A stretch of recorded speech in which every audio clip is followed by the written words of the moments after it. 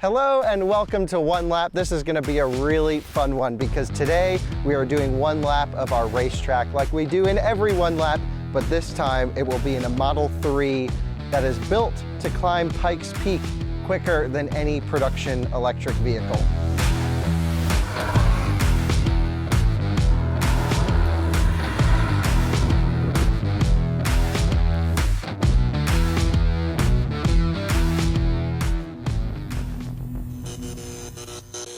This Model 3 was brought to us and it's been here for a few days for testing by the Electric Performance Group. It is an awesome build. We are running R888s, we have upgraded brakes, a completely stripped interior. It's a 2018 Model 3 Performance. There is a Sparco racing seat, harnesses, the whole bit. There will be a roll cage going in this car. There is not one now. But aside from that, it's just a standard Model 3 Performance, just with some weight taken out of it and some really nice sticky tires. So I imagine this is going to set our electric car record for the one lap series. And now we're at the start line in the Model 3 Performance that's stripped out with a seat that makes me really need to lose weight. I'm squished in here. That I don't even need the seatbelt because if I crash, I am suctioned to this thing. Basically, let's go through vehicle setup. We're going to go track mode, of course. So I didn't turn that on. There we go. Track mode version 2. We're going to adjust some settings. I think I'm going to do a 70% split power to the rear. Stability control completely off. Who needs that anyway? -10 isn't completely off, but it should stay out of our way. There's no way to fully disable. Regenerative braking 100%. Compressor overclock we probably don't need for one lap, although I did a warm-up. I had the car at 100% charge when I got into it. We're down to 82%. Still gonna pull plenty of power. Let's see how we're doing. Looks like we were pulling about 1.2 G's lateral, 1.3 under braking. So that's good. We're going to overlay all of the data. Hopefully this works. If you don't see data, then it didn't work. But we're gonna put it in the bottom corner or the top corner, wherever it looks good. And it's going to be all of our thermal, battery power, brake temps, lots of good stuff for you guys, for all the data geeks. So, Model 3 Performance with R888s in 3, 2, 1, go! Oh, it launches so hard!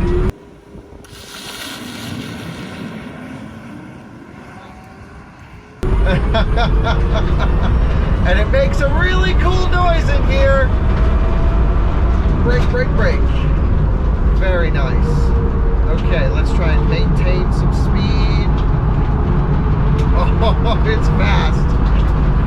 Wide open power, and we're using full brakes. Now the car has Carbotech brake pads, and I think that's all it did. I think factory fluid is all that's different, so it seems to handle pretty well. Now I'm not going to go flat out because I want to give them their car back, but we are at the limit of what these R888s can do.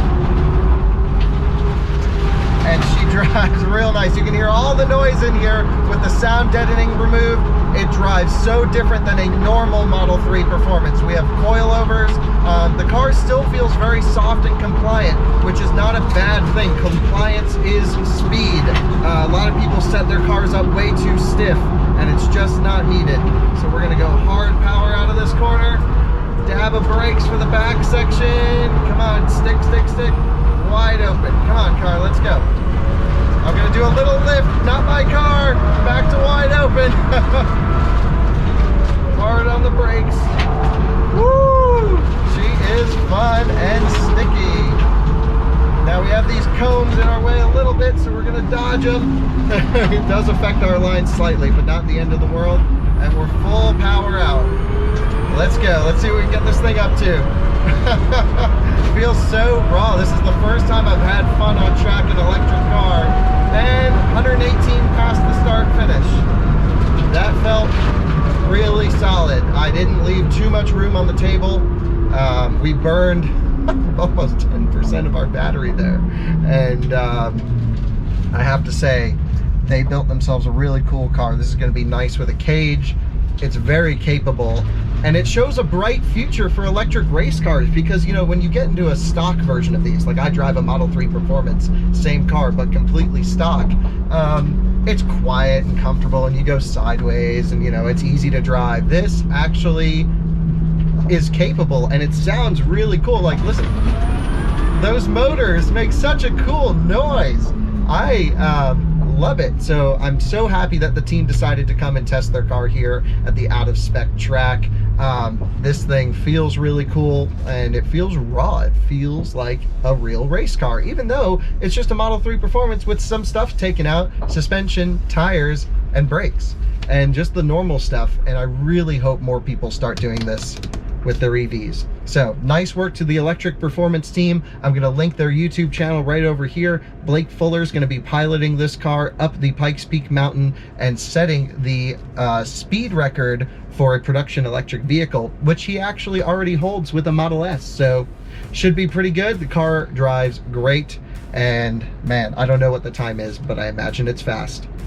Let's take a look back and reveal the lap time. Now you can see this car launches with so much power. This thing is really fast. It feels about the same as a stock performance from inside the car, but these cars are crazy with the amount of torque that they provide.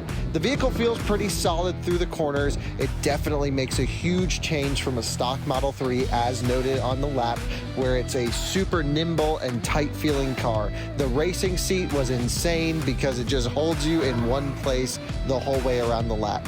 Now the Model 3 Performance, built for Pikes Peak on our 888s, did a 1 minute 45 second. You may notice that we went around the big loop, and that is because the S's are currently unavailable due to a patchwork by pavement. We're unsure of the change of lap times, but the lap times are never meant to be super scientific, just a general idea as to where the cars fall across other vehicles. And as best as we can tell, there's little to no difference between taking the big loop or the S's in terms of overall lap time. Thanks so much for watching this episode of One Lap. We hope to see you on the next one.